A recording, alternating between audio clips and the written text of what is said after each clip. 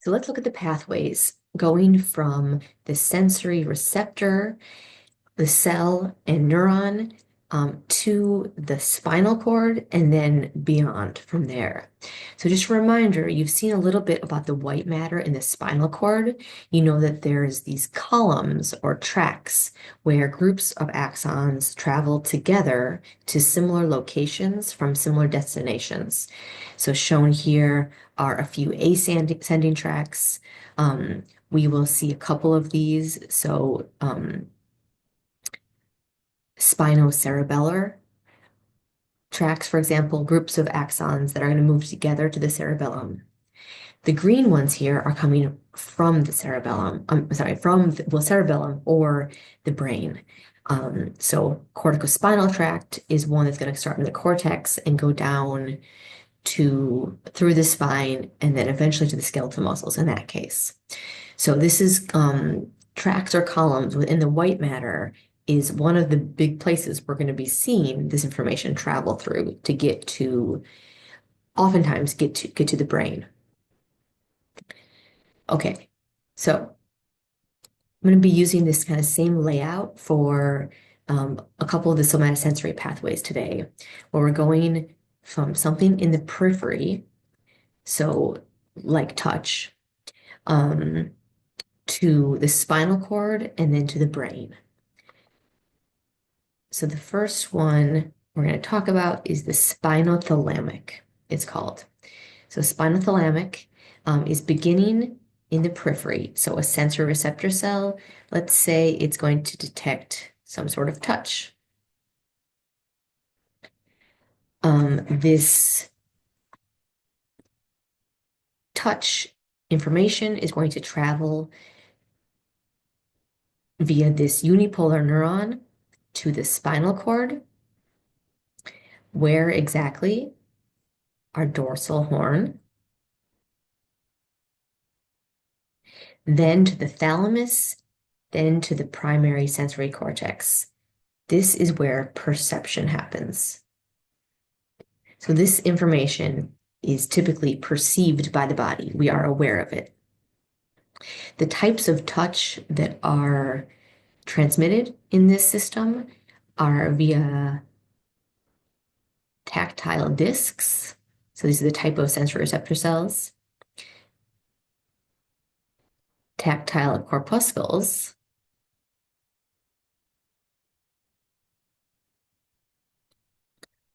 Lamellar corpuscles, also called Pacinian corpuscles. And bulbous. So quiz yourself on some of the things that means, some of the specific stimuli that are carried.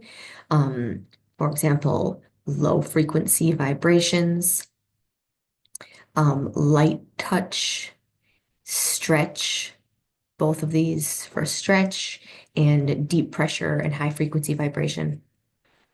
That information is carried via how many neurons? 1, 2, 3 neurons to get to the primary cortex. Remember, the thalamus is that relay station. In some cases, if you're sleeping, this information might not make it to the primary cortex.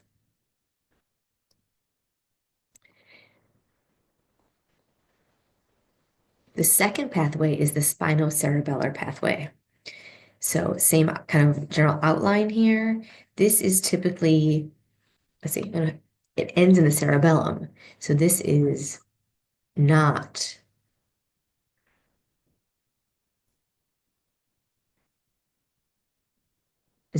perceived because we're not going to the primary cortex. This information is not going through the thalamus.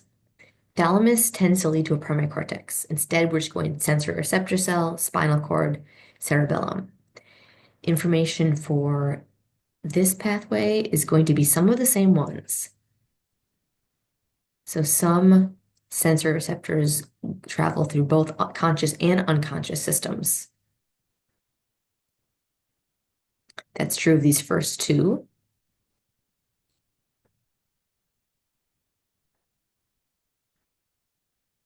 Some of the stretch related to body position that we don't need to know about, but our cerebellum helps us with that. And then we've got muscle spindles, which we are not aware of, and then tendon organs.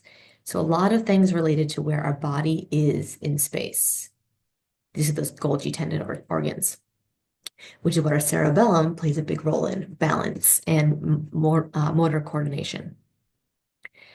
So that's the basics of these. Let's look at actually the anatomy of them. Same information here, just a little bit more complex looking. Right, on the right was our spinothalamic conscious pathway going from, so these types of information coming in from the periphery. Our red is the first order neuron. I had that marked as a primary in the other slide. Second order neuron is in white. That one's going from the spinal cord up to the thalamus. And then the third order neuron is going from the thalamus up to the primary somatosensory cortex. That's that post-central gyrus where somatosensory information is processed. Spinocerebellar is for unconscious information. And a little simpler just because just two neurons. So information, a lot of it regarding body position because of a lot of stretch receptors, joint and body position. I'm going to travel to that dorsal horn of the spinal cord. That's the primary, that's the sensory neuron. And then the white neuron is traveling from the spinal cord to the cerebellum, where we can do a lot about balance and motor control.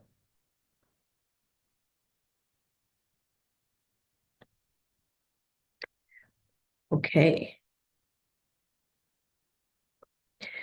When we get to the primary cortex, there's also areas devoted to certain um, regions of the body. So this is a cartoon representation of that. The blue is motor. So the green, that's our pre-central gyrus. I think I might have said post in the previous video. Sensory is the pre-central gyrus. Across here, different regions of the cortex are devoted to different parts of the body. So if you were to stimulate a certain part of the body, if you could measure in the brain, a certain part of the brain would respond. Certain parts of the body have more cortex devoted to them because we need to have more sensation in places like, and motor control over places like the hands and lips compared to the calf and back. This is called the sensory homunculus, which means little man, because there's like a little man represented in our cortex.